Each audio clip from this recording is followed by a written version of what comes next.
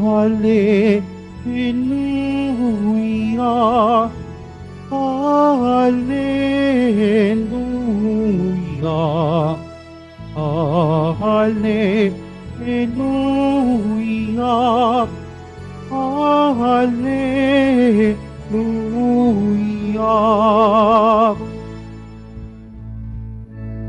Aba, Ginoong Maria, napupuno ka ng grasya, Diyos ay kapiling mo tuwina.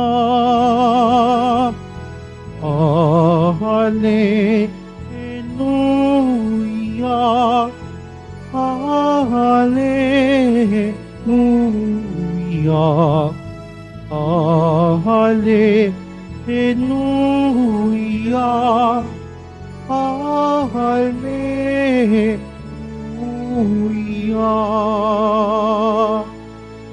Sumainyo ang Panginoon. At sumayo rin. Ang mabuting balita ng Panginoon ayon kay San Lucas. Papuri sa iyo, Panginoon. Nang ika-anim na buwan na ng pagdadalang tao ni Elizabeth, ang Anghel Gabriel ay sinugo ng Diyos sa Nazaret sa isang dalaga na ang pangalay Maria. Siya'y nakatakdang ikasal kay Jose, isang lalaki buhat sa lipi ni Haring David. Paglapit ng anghel sa kinaroroonan ng dilaga, binati niya ito, "Matuwa ka, ikaw ay kalugod-lugod sa Diyos." Wika niya, "Sumasa iyo ang Panginoon." Naguluminahanan si Maria sa ganong pangungusap at inisip niyang mabuti kung ano ang kahulugan nito. Kaya't sinabi sa kaniya ng anghel, "Huwag kang matakot, Maria, sapagkat kinalulugdan ka ng Diyos. Makinig ka, ikaw ay maglilihi at manganganak ng isang lalaki, at siya ay tatawagin mong Jesus. Magiging dakila siya at tatawaging anak ng kataas-taasan.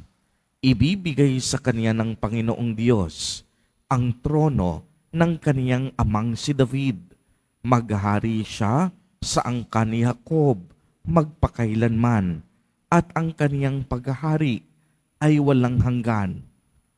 "Paanong mangyayari ito? Gayong ako'y dalaga," tanong ni Maria. Sumagot ang anghel, "Bababa sa iyo ang Espiritu Santo at lililiman ka ng kapangyarihan ng kataas-taasan. Kaya't banal ang ipapanganak mo at tatawaging anak ng Diyos. Natatandaan mo ang iyong kamag-anak na si Elizabeth. Alam ng lahat na siya ay baog, ngunit naglihi siya sa kapila ng kaniyang katandaan. At ngayoy, ika-6 na buwan na ng kaniyang pagdadalang tao, sapagkat walang hindi mapangyayari ang Diyos." Sumagot si Maria, "Ako'y alipin ng Panginoon, mangyari sa akin ang iyong sinabi." At nilisan siya ng anghel. Ang mabuting balita ng Panginoon. Pinupuri ka namin, Panginoong Hesukristo. Pagsipo muna ang lahat. Magandang umaga po sa inyong lahat, mga kapatid kay Kristo. Sa lahat po ng ating mga taga-subaybay sa iba't ibang online platforms at sa lahat ng ating mga kadiboto sa iba't ibang panig ng Pilipinas at maging sa buong mundo kung saan tayo ay naaabot ngayon ng ating live streaming. Mapayapang umaga din po sa inyong lahat. Purihin at dakilain natin ang ating Panginoon, ang mahal na poong Jesus Nazareno. Mga kapatid kay Kristo at mga kadiboto, malugod po namin kayong tinatanggap sa Basilica Minor at Pambansang Dambana ni Jesus Nazareno. Sa araw na ito ay atin pong ipinagdiriwang at ginugunita ang pagkarena ng mahal na Birheng Maria. Sa tuwing pinag-uusapan po natin ang salitang reyna, ang unang pumapasok sa ating kaisipan ay kaningningan, katanyagan, kagitingan, kayamanan, at kariktan.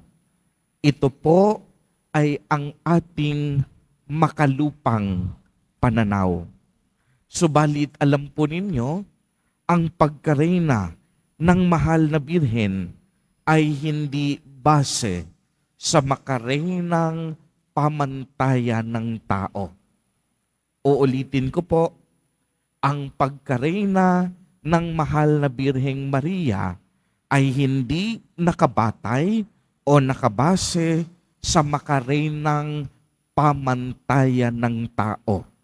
Sapagkat ang kaniyang pagiging reyna ay nakabase una't higit sa lahat sa biyaya at pagpapala ng Diyos.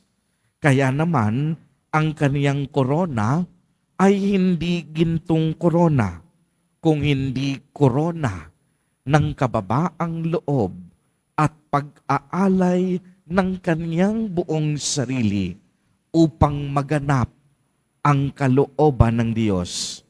Ang kaniyang damit ay hindi magagarang kasuotan na madalas nating makikita sa mga handaan, kung hindi ang damit niya ay damit ng pag-ibig at pagmamahal. Ang kaniyang trono ay hindi matatagpuan sa loob ng isang malaki at malawak na palasyo. Subalit ang trono ni Maria ay ang kaniyang katapatan sa Diyos hanggang sa huling sandali ng kaniyang buhay. Ang mahal na ina mismo ang nagsabi, "Ako ay alipin ng Panginoon. Mangyari nawa sa akin ang iyong sinabi." Ano po ang ibig sabihin nito? Narinig natin sa Ebanghelyo na sa pagbati ng anghel sa kaniya, nadala-dala ang mabuting balita na siya ang magiging ina ng ating mahal na Poong Jesus Nazareno. Si Maria hindi nagdalawang isip na sundin ang kalooban ng Diyos. Pagmasdan ninyo ito, bagamat siya'y may sariling plano at sariling pangarap sa buhay. Anong ginawa ng mahal na Birheng Maria? Isinantabi ang lahat ng kanyang mga pangarap o plano sa buhay upang bigyang daan ang dakilang plano ng Diyos para sa kaniyang buhay. Kaya rin si Maria ay sigurado akong marami din tayong mga plano at pangarap sa ating pamilya at mga sarili kagaya ni Maria. Subalit ang magandang tanong sa araw na ito, handa na ba tayong isuko ang mga ito kung sakaling tawagin tayo ng Diyos na maglingkod sa kaniyang ubasan? Handa na po ba tayong kalimutan ang ating mga sarili upang maging daluyan ng biyaya at pagpapala ng Diyos?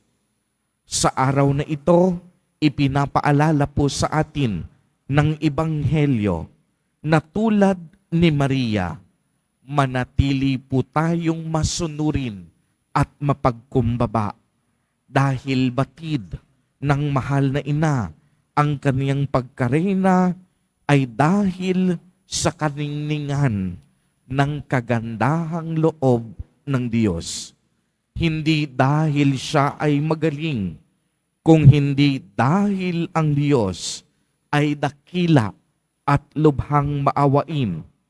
Tunay nga pong ang pagkareyna ng mahal na birhen ay nakaugat sa pagkahari ng ating mahal na poong Jesus Nazareno. Si Kristo ang ating hari magpakailanman.